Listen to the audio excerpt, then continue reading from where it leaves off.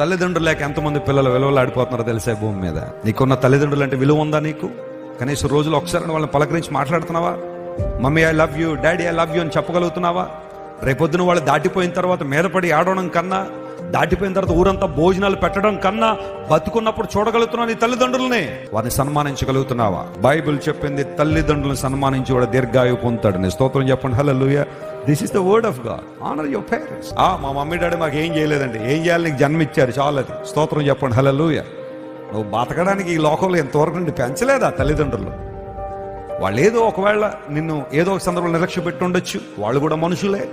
ఏదో ఒక సందర్భంలో నిన్ను పట్టించుకుపోయి ఉండొచ్చు. అది మనసులో పెట్టేసుకుని నా తల్లిదండ్రులు నాకు ఏం చేయలేదండి నీ ఎదురు తిరుగుతావా? నీకు జన్మనిచ్చారే, ఈ భూమి మీద నువ్వు బ్రతకడానికి అవకాశం ఇచ్చారే. ప్రేమించు తల్లిదండ్రులని. బలహీనతల భవిష్యత్ అందరిలో ఉండొచ్చేమో. ప్రేమిద్దాం. తల్లిదండ్రులు లేని వాళ్ళు ఎంతో మంది భూమి మీద ఉన్నారు. ఉన్న తల్లిదండ్రుల కోసం ప్రార్థన చేయి. ప్రేమిద్దాం.